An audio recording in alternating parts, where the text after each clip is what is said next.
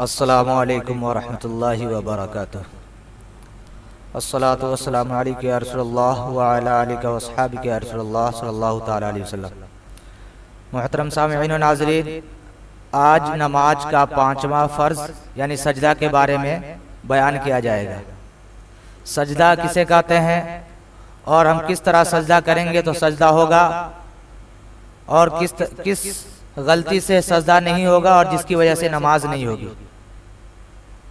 तो सजदा की तारीफ कर रहे हैं कि पेशानी, नाक, दोनों हाथों की हथेलियां, ये जो हथेलियां और दोनों घुटने, पांव की उंगलियां जमीन पर लगना, यानी पेशानी का लगना और नाक की हड्डी जो नरम हड्डी उसका लगना, दोनों हाथ की हथेलियां का जमीन से लगना, दोनों घुटनों का जमीन से लगना और पांव की उंगलियों का जमीन से लगना, ये जरूरी है, तभी सजदा का इतलाक होगा।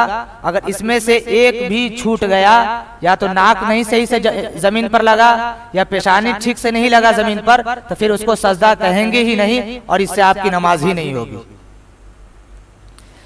हदीस शरीफ में है कि इमाम मुस्लिम ने हजरत अबू हुरैरा रज़ी अल्लाह अन्हु से रिवायत की कि हुजूर अक़दस सल्लल्लाहु अलैहि वसल्लम इरशाद फरमाते हैं कि बंदा को खुदा से सबसे ज्यादा कुर्ब हालत सजदा में हासिल होता है, यानी कि बंदा खुदा से सबसे ज्यादा करीब सजदे की हालत में होता है।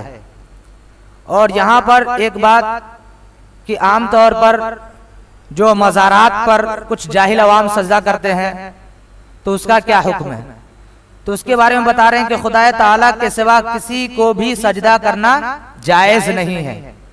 गैर खुदा को यानी खुदा के अलावा को सजदा करना इबादत समझकर तो गोया कि उसने शिर्क किया, और शिर्क की कभी मगफिरत नहीं है।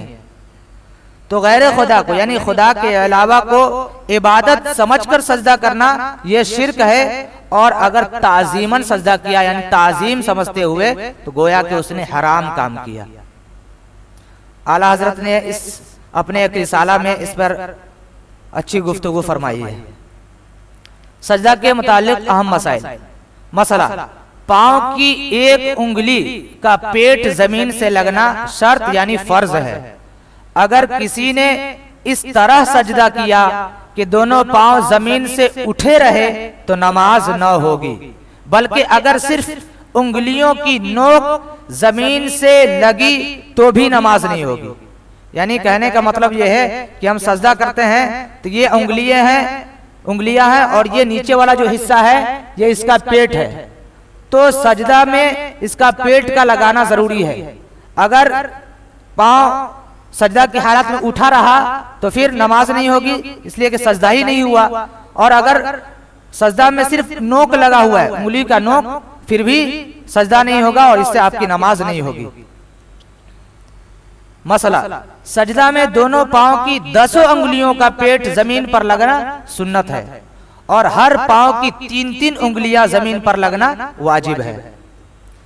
मसला, सजदा में 10 उंगलियों का किबला रू होना भी सुन्नत है, यानी 10 उंगलियां जो जमीन पर लगेंगी वो एकदम सीधी रहे ताकि वो किबला की तरफ रहे, ये सुन्नत तरीका है। मसला, हर रिकात में 2 मरतबा सजदा करना फर्ज है। मसला, एक सजदा के बाद फौरन दूसरा सजदा वाजिब है, यानी दोनों सजदों के दरमियान कोई रुकने फासिल न हो। यानी जब हम एक सजदा करेंगे तो उसके बाद वो फौरन दूसरे सजदे को वाजिब कर देता है, उसके बीच में कुछ नहीं पढ़ना है, अलबत्ता अल्लाहुम्मा ग़फ़िरली पढ़ना ये मुस्तहब है। मसला, एक रिकात में 2 ही सजदा करना और 2 से ज्यादा सजदा न करना वाजिब है, यानी एक रिकात में 2 ही सजदे होंगे, 2 रिकात है तो 4 सजदे। मसला, सजदा में कम अज कम 1 मरतबा सुबहान अल्लाह कहने के वक्त की मिकदार तक ठहरना वाजिब है, यानी कम से कम सजदा में इतनी देर तो रुका ही जाएगा कि जितनी देर में हम सुबहान अल्लाह कह लेते हैं। मसला, सजदा में 3 मरतबा सुबहान रब्बियल आला कहना सुन्नत है, 3 मरतबा से कम कहने में सुन्नत अदा न होगी, और 5 मरतबा कहना यह मुस्तहब है। मसला, दोनों सजदों के दरमियान यानी जलसा में अल्लाहुम्मा ग़फ़िरली कहना इमाम और मुक़्तदी दोनों के लिए मुस्तहब है। यानी जब एक सजदा करते हैं उसके बाद जो उठते हैं उस उठने को, उस हालत को जलसा कहते हैं, और उसके बाद फौरन दूसरा सजदा किया जाता है। तो वो जलसा की हालत में एक सजदा किए और उठे, उस हालत में इमाम और मुक़्तदी दोनों को अल्लाहुम्मा ग़फ़िरली कहना ये मुस्तहब है। मसला, जलसा में कम अज कम एक मर्तबा सुबहानल्लाह कहने की कद्र ठहरना वाजिब है। यानी एक सजदा किए और जब उठे तो इतनी देर हम रुकेंगे जितनी देर में हम सुबहानल्लाह कह लेते हैं, ये वाजिब है।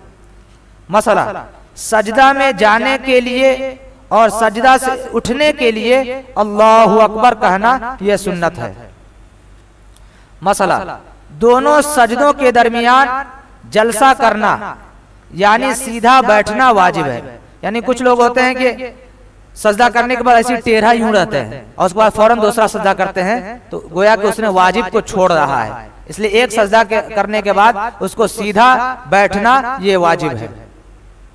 मसला, मर्द के लिए जलसा का सुन्नत तरीका ये है, यानी दोनों सजदा करने के बाद जब हम बैठेंगे तो किस तरह बैठें आप।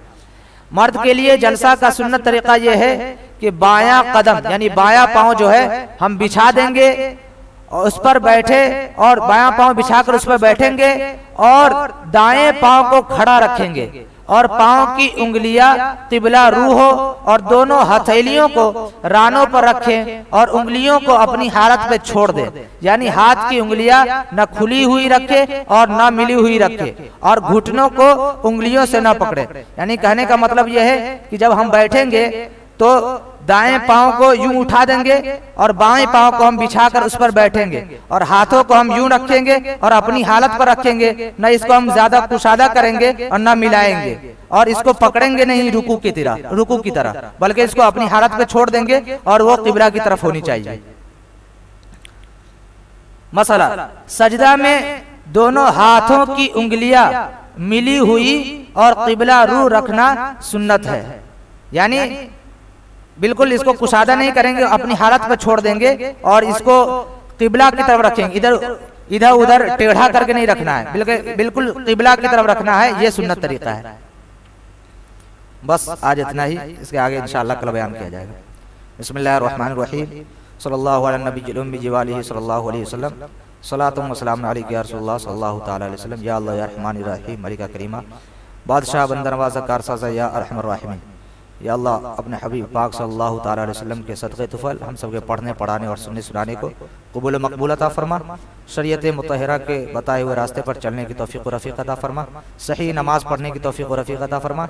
इन्नल्लाह व मलाइकतहु युसल्लूना अलन नबी या अय्युहल्लज़ीना आमनु सल्लु अलैहि व सल्लिमू तस्लीमा। अल्लाहुम्मा सल्लि अला सय्यिदिना मौलाना मुहम्मद बारिक वसल्लम सल्लल्लाहु अलैहि या रसूलल्लाह सल्लल्लाहु तआला अलैहि वसल्लम। सुब्हान रब्बिका रब्बिल इज़्ज़ति अम्मा यसिफून व सलामुन अलल मुरसलीन वल्हम्दुलिल्लाहि रब्बिल आलमीन। बहक़ ला इलाहा इल्लल्लाह।